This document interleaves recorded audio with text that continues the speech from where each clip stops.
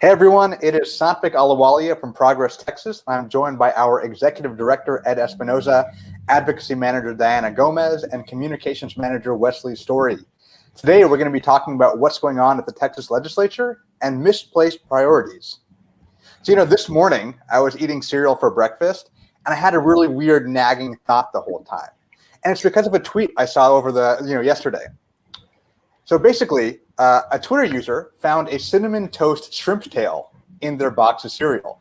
Actual pieces of shrimp covered in cinnamon toast crunch. And that's not something that you want to find in your cereal, right? Tasted bad too. Well, I don't know. It might have tasted good because it was that cinnamon sugar, which is like always a good thing to have, but not on shrimp, not in my milk and my cereal. Definitely not the tail. Yeah, it's a weird thing, right? Where's the rest of the shrimp? I don't know. Something you don't want to find, right? Who is the cinnamon toast crunch politician of Texas? There's a lot of options, so take your time. Dianna, who do you think it is? Immediately, what comes to mind is Ted Cruz, and not being human-like and being scaly. I don't know if that's fish or that's shrimp. And then possibly having an odd odor. So that's what I'm going to go with. He looks like he might have an odd odor. Mm-hmm. He just like smells bad from the TV screen. Yeah, and you just think like, what's this doing in here? This does not belong. This isn't right. No. And that's what I think about Ted Cruz in Texas.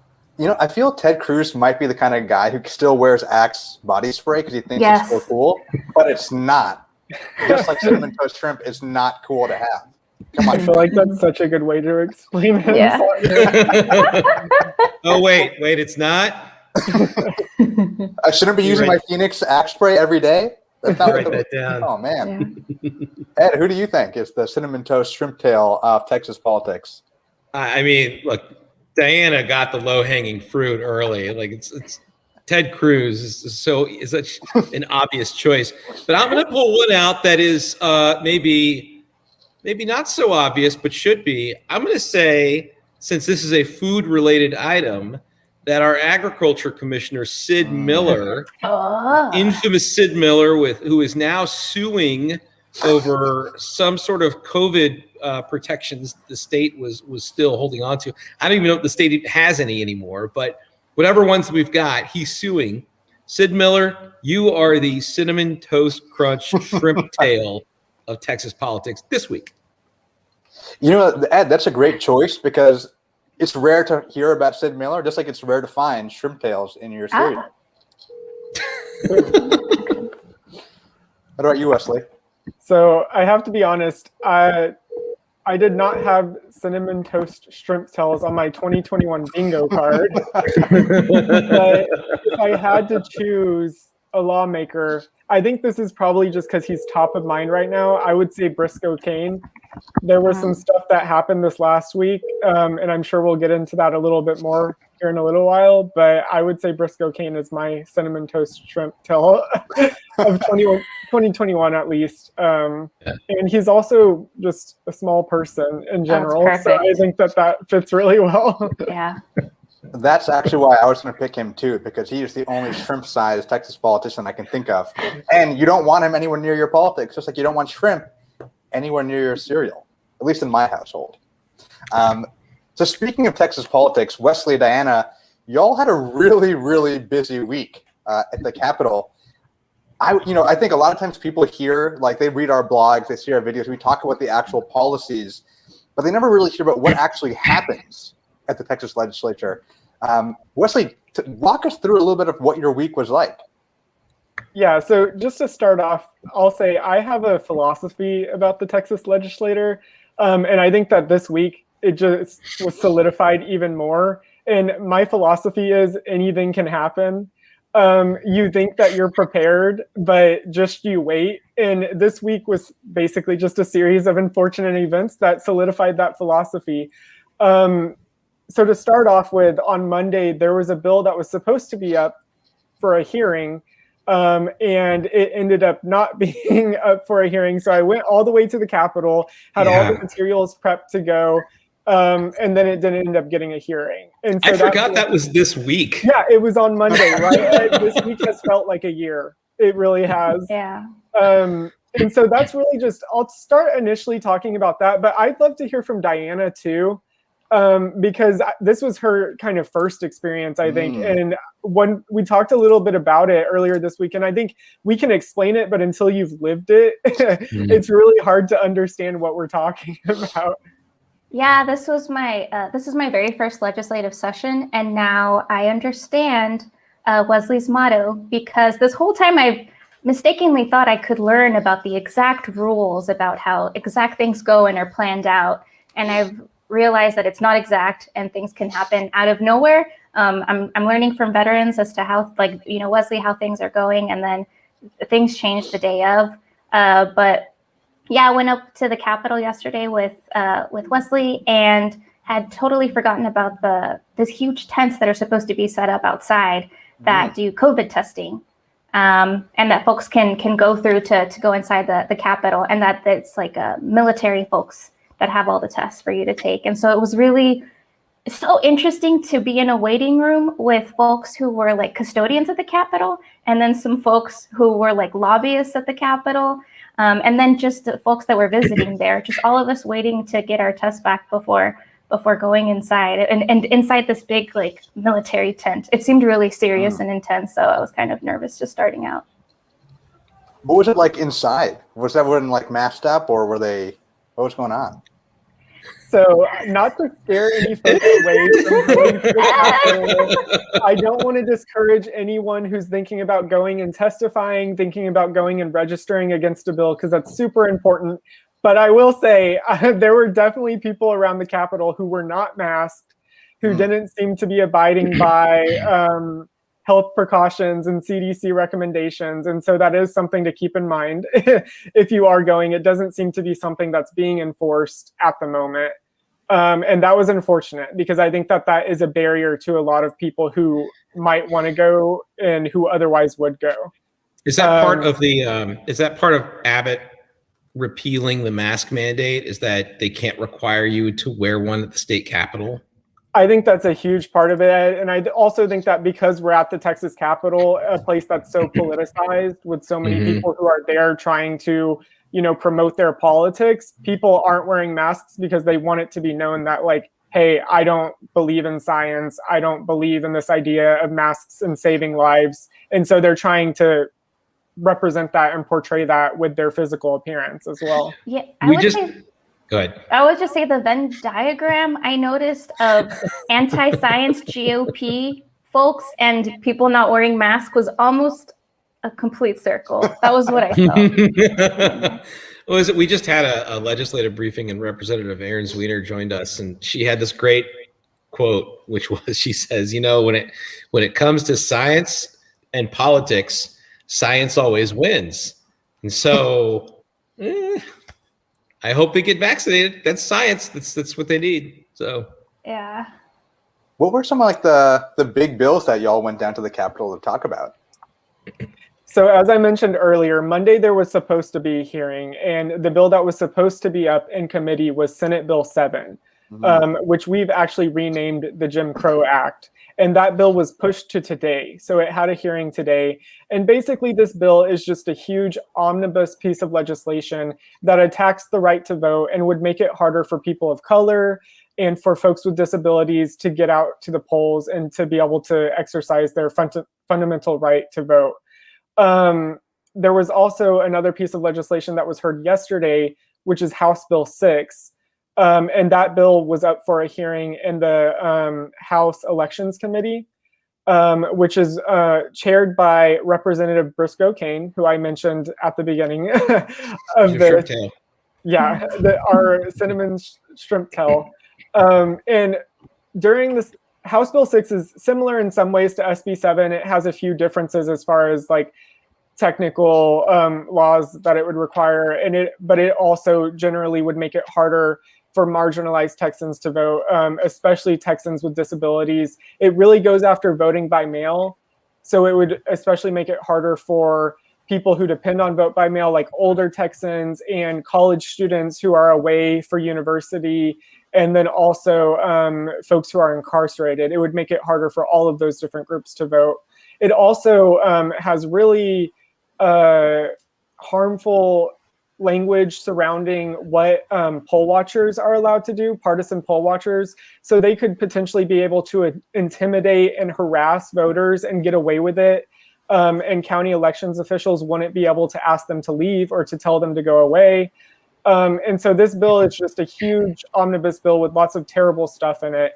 And we were there yesterday, me and Dianna went in the morning in order to register against the bill, but then to also just record what was happening, on Twitter, provide information to folks who follow Progress Texas and let them know what was going on. And I think, Dianna, you can talk a little bit about what ensued from there. We were at the Capitol. We registered against these bills. The bill was supposed to be up for a hearing, and then...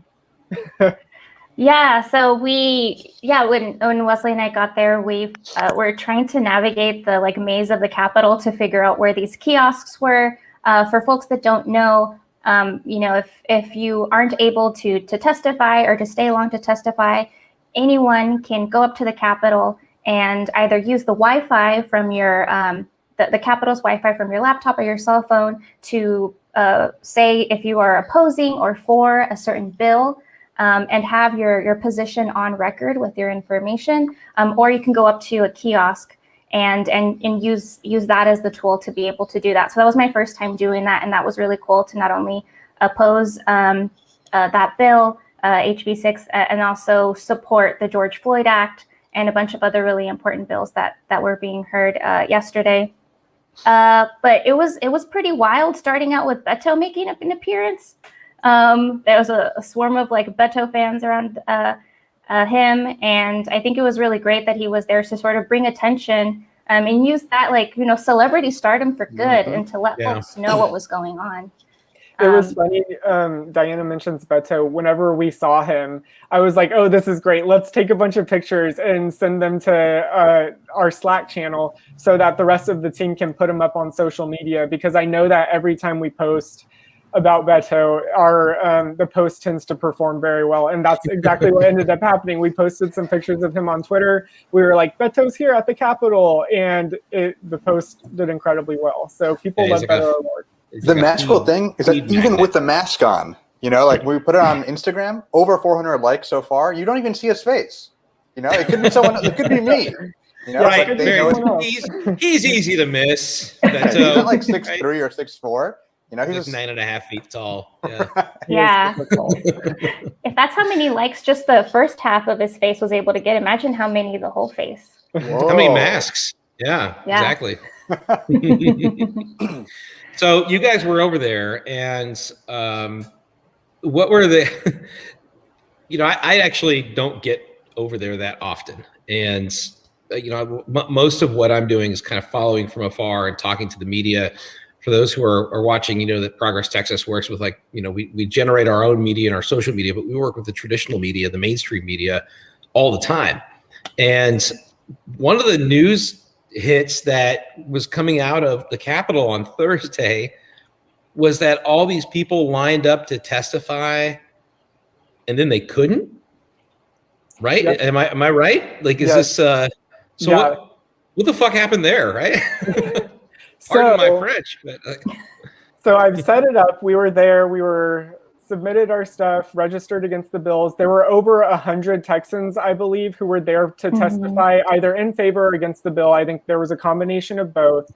And then the bill, the way it works is that the representatives present the bill.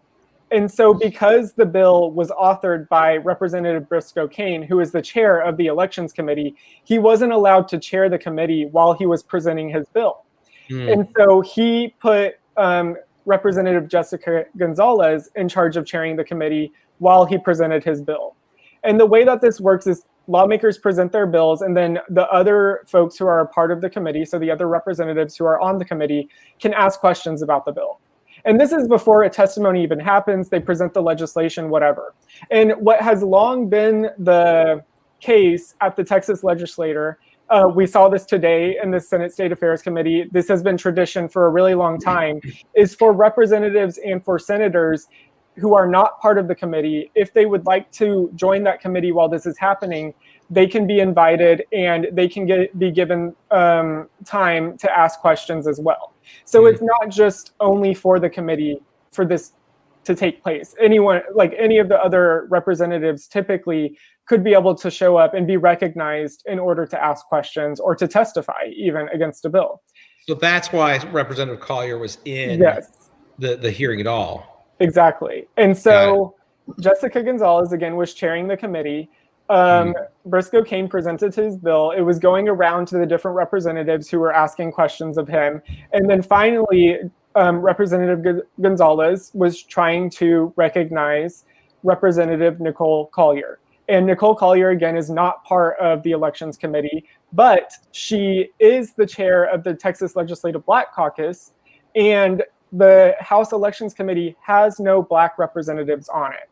So I believe Jessica Gonzalez and her had spoken, and they wanted her there to provide representation because this bill has such a strong impact on voters of color, and specifically Black voters who have historically been the target of voter suppression in laws like this. And so she was there to testify and ask questions on the bill. Well, when Representative Gonzalez tried to recognize her, Briscoe Cain took back power of the committee. He said he was chair again and did not want her to be recognized.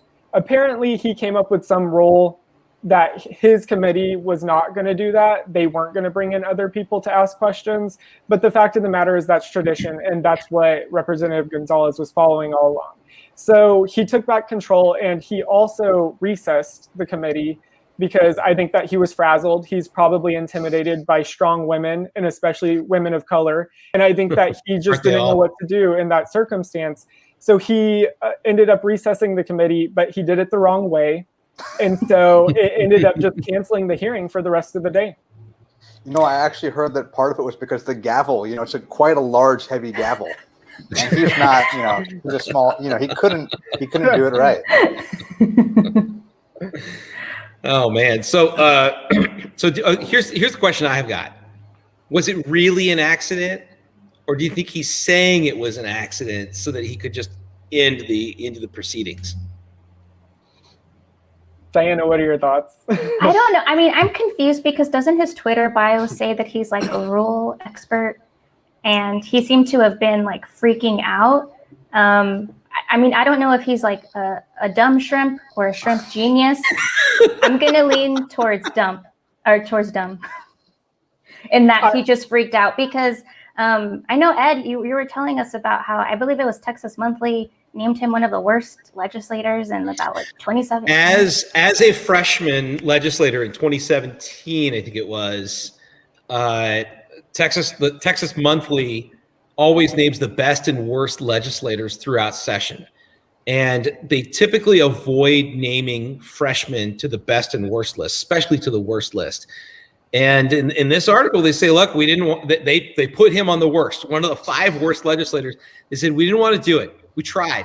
We tried to he did everything he could to get on the list. And when they asked people around the Capitol who was the worst, they said it was like ubiquitous in how often his name came up from both parties. And so he accomplished something that most freshmen do not accomplish. He got on the Texas Monthly worst list. One of the things that they nailed him for was he tried to cut funding for palliative care. Am I saying that right? Palliative care, which is similar to, for those who don't know, similar to like hospice care, where it's kind of like end of life support. And he called it a death panel, and he wanted to cut funding for it. Except he didn't know what palliative care was. And so he was challenged by another Republican saying, do you know what line item, this line item you're trying to zero out, do you actually know what it does? And he didn't. And he withdrew the motion when he learned. But here you had state funding for something that almost got eliminated by someone who didn't know what it was. And that person is now overseeing elections. And see, Ed, that's part of why I think I could see it both ways. I could see it being malintent and that he knew what he was doing by ending it. He knew that there were a ton of people who showed up to testify against the bill. And so he wanted to make it more difficult for Texans. But I could also see him just being that dumb and not really understanding procedure. And Dianna is right. It's so funny because in his Twitter bio yesterday, he had parliamentary guru as part of his bio, but he actually, funny enough, we called him out on it yesterday. I posted about it on Twitter and I was like, hey, you might want to change this. And he did, y'all. He literally Oh my God. So I don't know if he's just admitting that he's dumb, but the fact of the matter is Briscoe Cain is wholly unqualified to be chairing this committee. He should not be on it. He shouldn't be on it, period, but he definitely shouldn't be the chairman of it. I mean, he tried to reverse the results of the 2020 election. He was one of the Texas politicians who I think flew up to Pennsylvania or wherever it was whenever all of that was happening, and was part of the team of lawyers trying to overturn the results of the election. So he has a terrible history when it comes to voting rights. He probably changed his bio because he's got something against gurus. But let's bring this back to the voting issue. We spent a lot of time on Briscoe Cain here, but like this bill you talked about, you know, I was talking to the guys at WFAA on the Yolitics podcast earlier this week, and they were saying, what's wrong with uniform standards? Which is one of the things that Republicans are trying to say this bill seeks to implement. And I said, nothing's wrong with uniform standards so long as they're uniform standards that make it easier for people to vote. But that's not what these are. And when they're trying to limit the hours of voting and making that the uniform standard, then that's a bad thing. When they're requiring a doctor's note for people to prove a disability to vote by mail, those are hurdles that you're putting in place, which, by the way, HIPAA violation, just to say we need to know what your disability is, unenforceable, probably also a poll tax of some kind.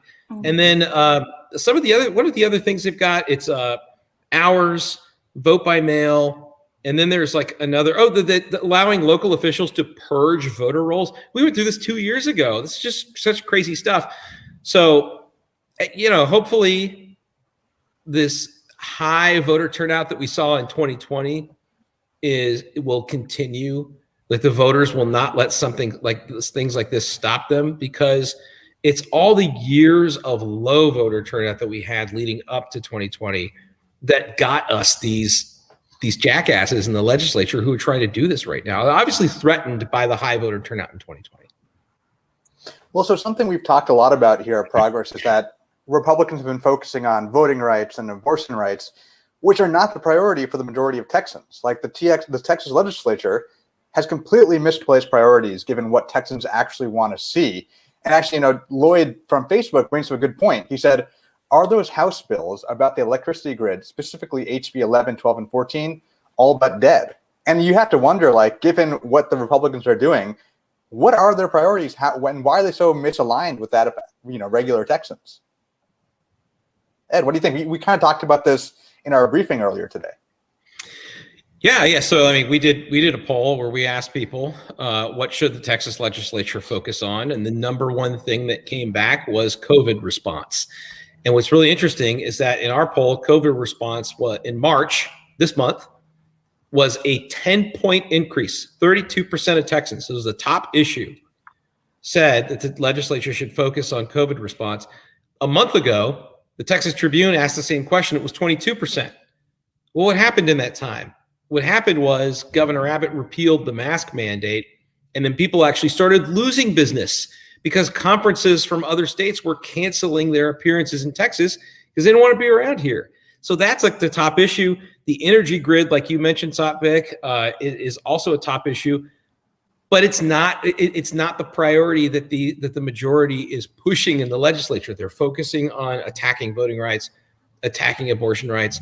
What they're not focusing on are the things that voters actually want them to work on. It's really frustrating, but I at the same time, not surprising. Not surprising. It's kind of what they do.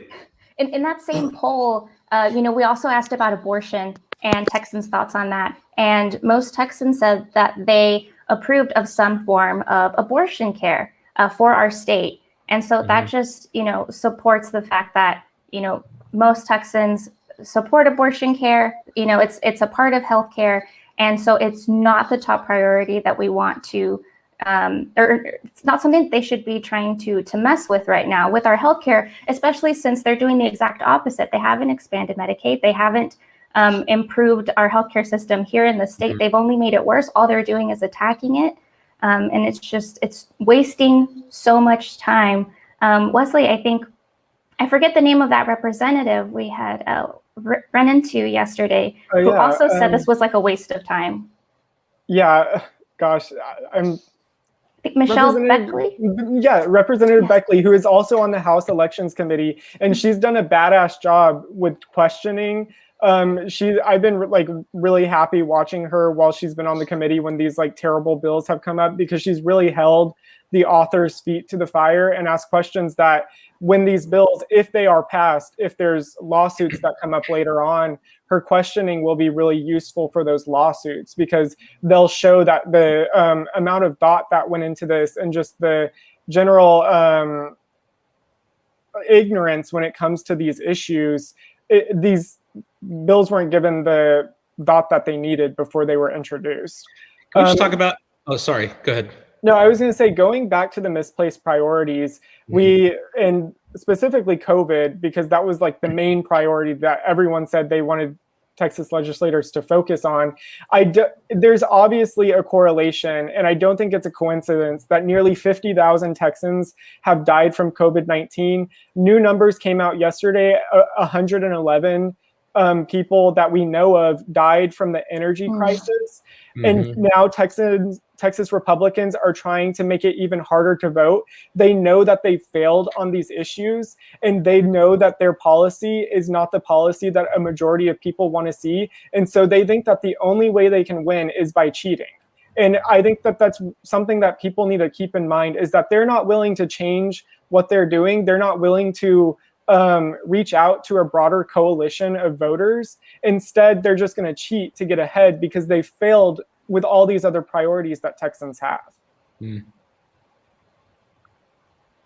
I was just going to mention how awesome Michelle Beckley is. If people don't know who she is, she's this representative from Denton and got elected in 2018, a swing seat. She actually flipped that seat in 2018, held on to it in 2020. She's awesome. She's got blue hair. She's just a force to be reckoned with, and I can't say anything more specific about her other than that she's awesome. If you haven't heard of her before, you should look her up and follow her on whatever socials that you're on that she's also on.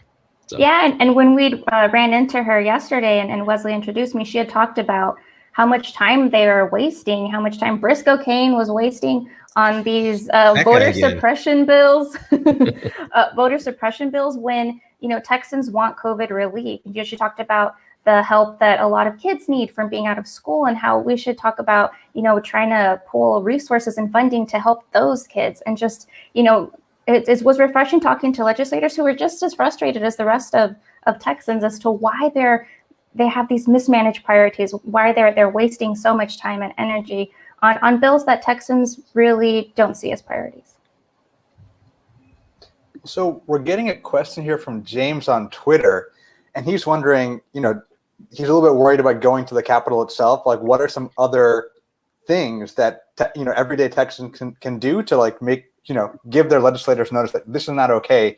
You got to focus in on what our real priorities are. What are some things that they can do?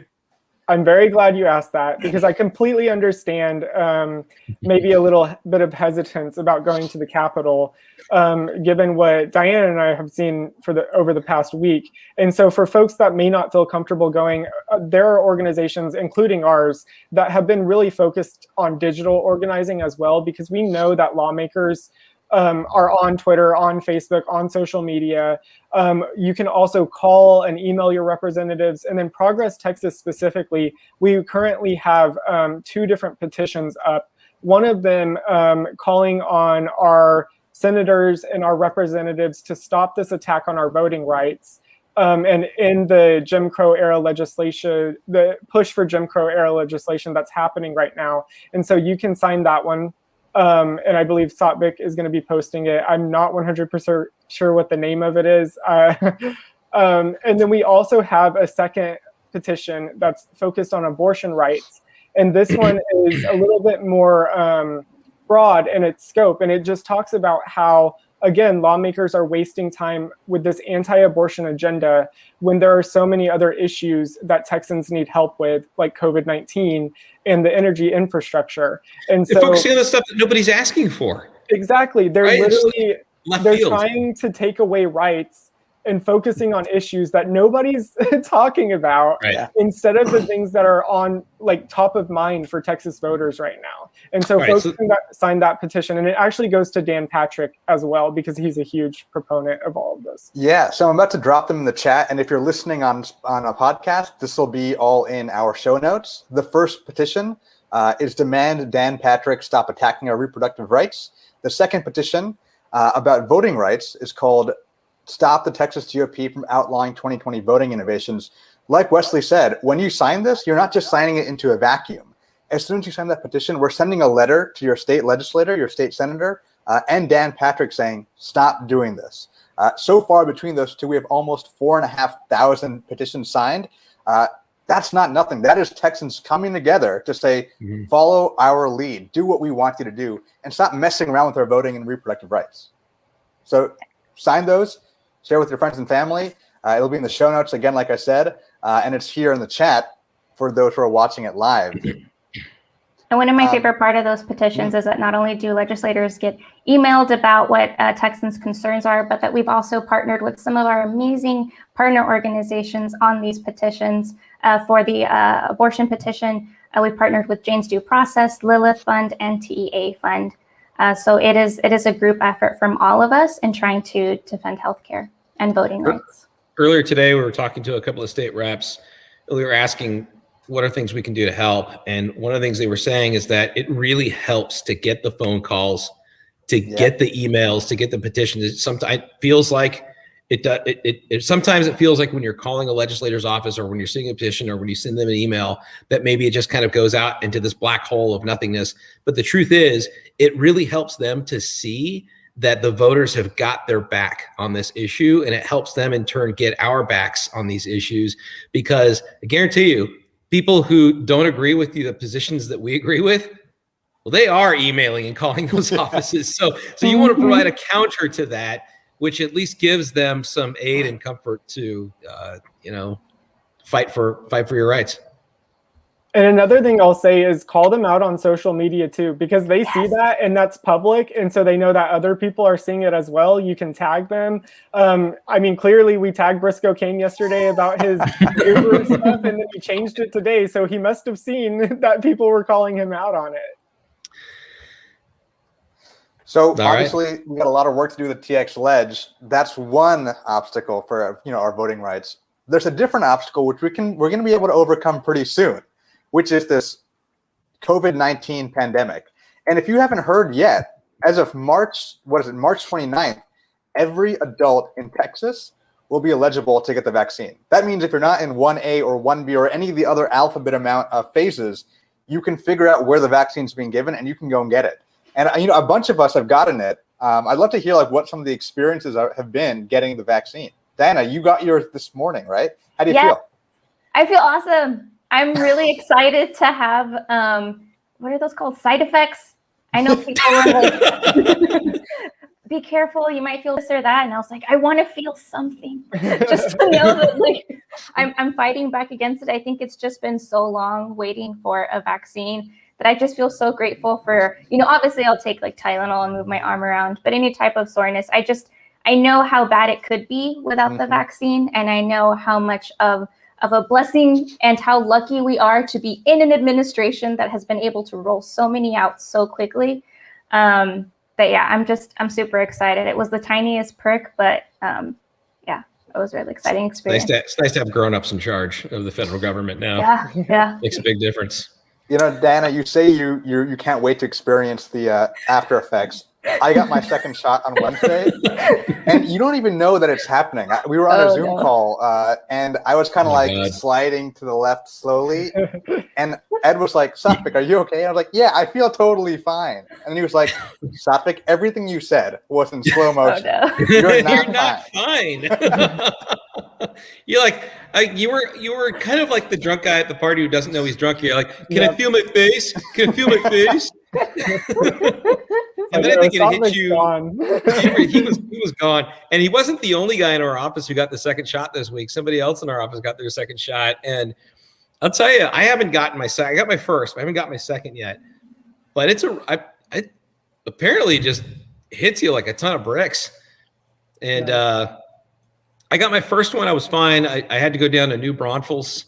Some guy emailed me, told me to meet him behind an HEB in New Braunfels.